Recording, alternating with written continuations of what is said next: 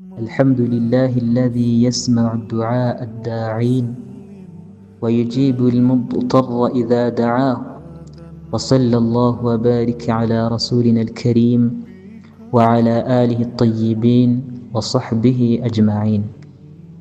Ntihashimwe kandi hasingizwe Allah, we wumva ubusabe bw'abamusaba, yarangiza agasubiza abugarijwe n'ingorane n'amakuba igihe bamutakambiye.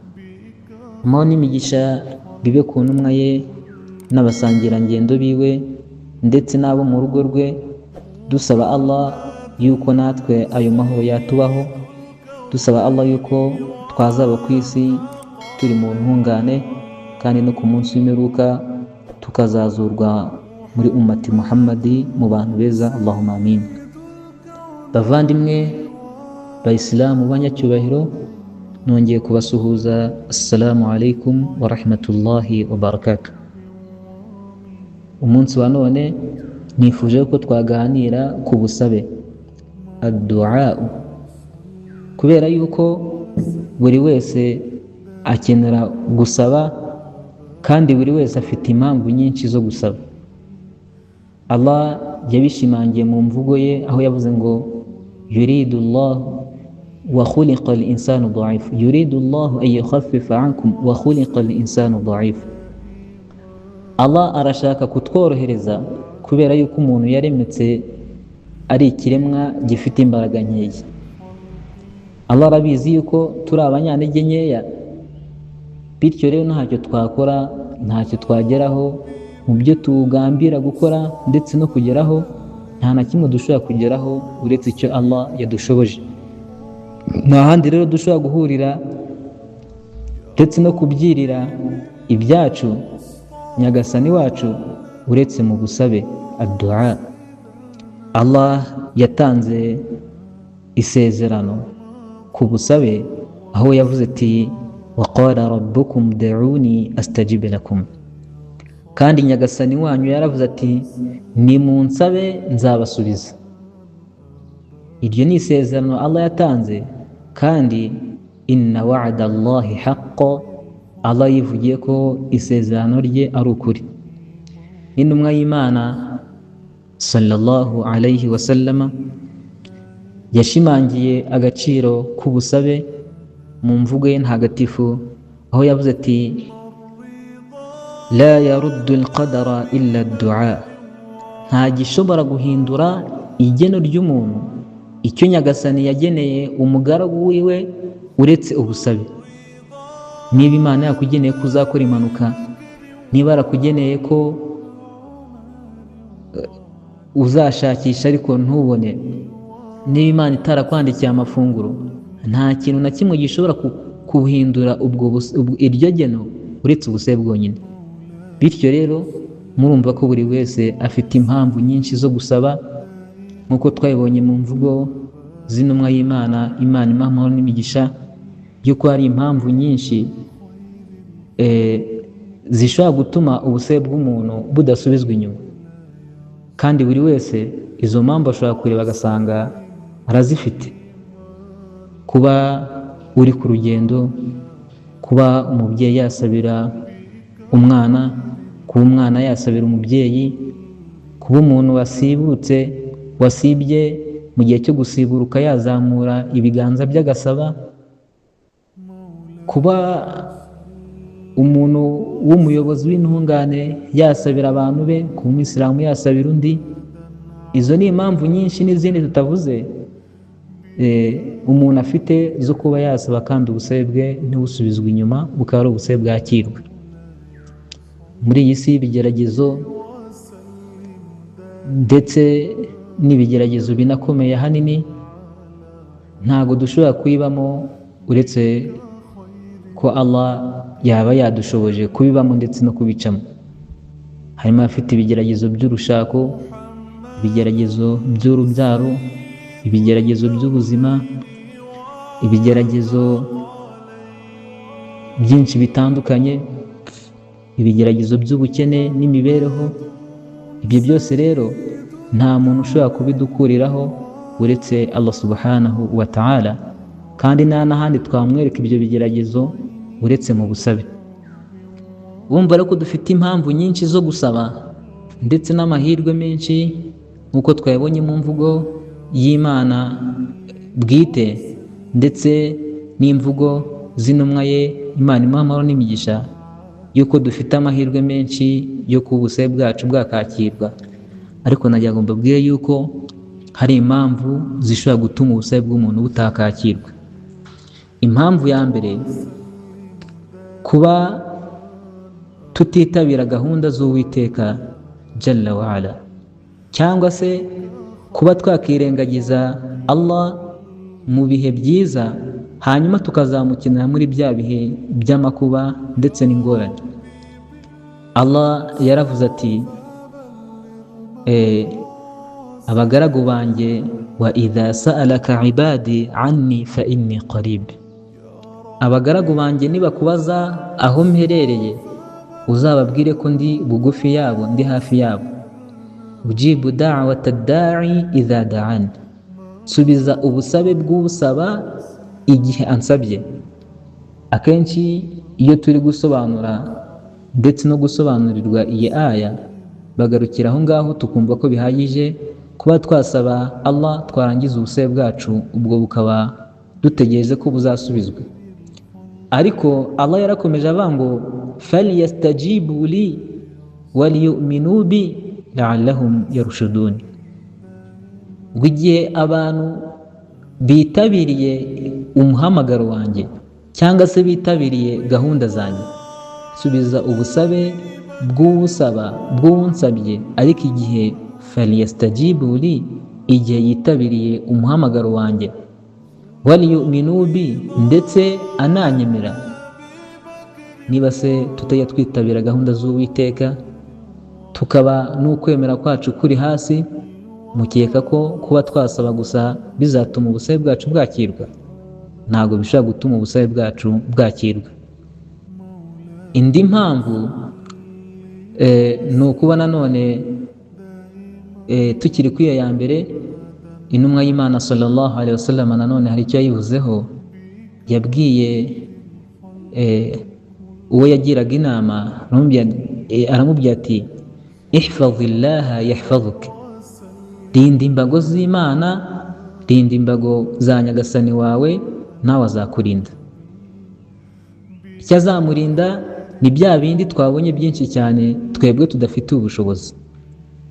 ihfazillaha yahfazuka, ihfazillaha tajiduhu tujahaka, ngo rinda imbago z'Imana nawe izakurinda, urinde imbago z'Imana nawe uzayisanga imbere.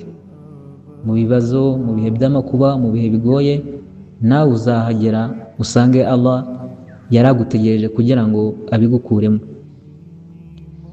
Iyindi mvugo y'intumwa y'Imana sallallahu alayhi wasallama yaravuze iti ta'arraf ila Allah fi ar-rakha ya'rifka fi ash-shaddat, ngo menya Allah mu bihe byiza ndetse no mu bihe by'umunezero, nawe azakumenya mu bihe bigoranye no mu bihe by'amakuba. Indi mvugo y'intumwa y'Imana, Imana iha amahoro n'imigisha, yaravuze ngo uzanezezwa, man sarrahu an yastajiba lahu 'inda ash-shada'id, uzanezezwa nuko ubusabe bwe bwazakakirwa mu bihe bikomeye. fala yuktharu min ad-du'a fi ar-rakha, ngo nawe azakore ubusabe mu bihe bye by'ibyishimo cyangwa se by'umunezero. Yani uzashimira Imana igihe yaguhaye amahoro, igihe yaguhaye umunezero, nawe uzashimira Imana unayizirikane ntuzayibagirwe. Bizatuma nawe Allah uzamusanga igihe uzaba ufite amakuba, ndetse uzakira n'inkuru nziza yo gusubizwa ubusabe bwawe igihe uzaba uri mu ngorane. Impamvu ya kabiri ni ukuba abantu bakoresha amafunguro ya haramu, cyangwa se amafunguro aziririjwe cyangwa yaturutse mu nzira ziziririjwe. intumwa y'Imana yaravuze iti inna Allaha tayyib la yaqbalu illa tayyiba, mu by'ukuri Allah aratunganye nta nubwo ajya yakira uretse ibitunganye. Intumwa y'Imana mw'iyo mvugo yayo yatuganiriye ku mugabo thumma dhakara ar-rajula yutilu as-safara yamuddu yadayhi ila as-samai ya rabbi ya rabbi. Yatuganira ku mugabo wari uri ku rugendo, kandi twabonye ko ubusabe bw'umuntu uri ku rugendo butajya busubizwa inyuma, ngo yari ari ku rugendo yananiwe kuko afite ibibazo, ngo arangije azamura ibiganza bye aravuga ati nyagasani wanjye nyagasani wanjye. ubwo ngubwo yari ari gusaba wa mat'amuhu haram washrabuhu haram walbasuhu haram wa ghudhiya bil haram fa anna yastajibu lahu. Intumwa y'Imana iravuga ngo ubwo ngubwo yari ari gusaba ari no ku rugendo, ibyo kurya bye byari haram, byari biziririjwe, ndetse n'ibyo kunywa bye byari biziririjwe, ndetse n'imyambaro ye yayikomoye mu nzira ziziririjwe. Intumwa y'Imana irangiye iravuga iti ubwo se ubusabe bwe bwari guca hehe? Ubusabe bwe bwari guca hehe? Ni iyihe mpamvu yo gutuma ubusabe bwe bwakirwa? Nubwo afite impamvu twabonye ko ziri mu mpamvu zishobora gutuma ubusabe bw'umuntu bwakirwa vuba na vuba, ariko ino mpamvu yo kuba ibyo kurya by'umuntu byaba biziririjwe cyangwa se ibyo kunywa n'ibindi bimukikije biziririjwe bishobora gutuma ubusabe bwe butakirwa.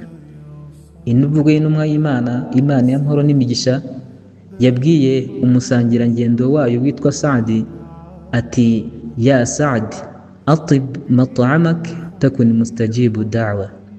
Yewe Saadi, fata ibyo kurya byawe ubigire ibyo kurya biziruwe, Imana nayo izafata ubusabe bwawe ibuhindure ubusabe bwakirwa. Iyo ni impamvu ya kabiri, kuba abantu bakirinda amafunguro ya haramu kugira ngo ubusabe bwabo bwakirwe.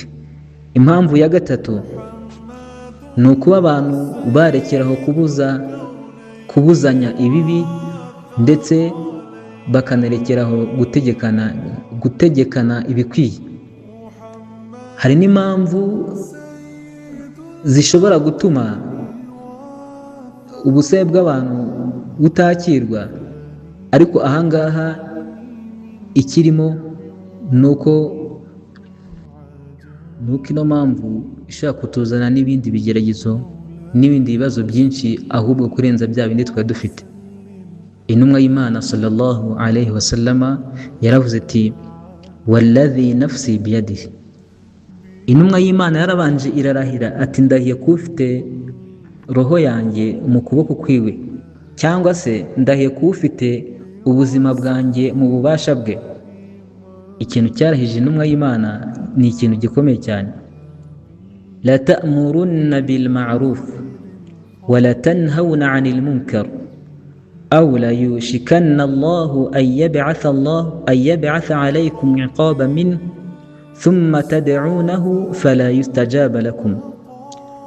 Ngo ndahiye ko ufite ubuzima bwanjye mu bubasha bwe ko mugomba gutegekana ibyiza mukabuzanya ibibi, hanyuma ibyo nimuramuka mutabikoze mushobora kuzakira ingorane nyinshi ziturutse kuri nyagasani, cyangwa se ibigeragezo byinshi n'ibihano, mwarangiza mwajya musaba n'ubusabe bwanyu bukaba ari ubusabe butakirwa. Uri mu kazi, hari umuyisilamu mukorana, cyangwa se hari inshuti yawe mugendana, hari abana ufite mu rugo, uri gusanga batasenze, ntacyo uri kubikoraho, ntabwo uri kubategeka gusenga kandi ufite ububasha. Inshuti zawe ziri mu nzira mbi, ntabwo uri kuzibuza, uri kumva ko ntacyo bitwaye. Uri kujya gusari, mugenzi wawe musize mu kazi murakorana, ntabwo uri kumwibutsa tuye gusari. Ibyo ngibyo bishobora gutuma ubusabe bwacu nanone ari ubusabe bukatakirwa.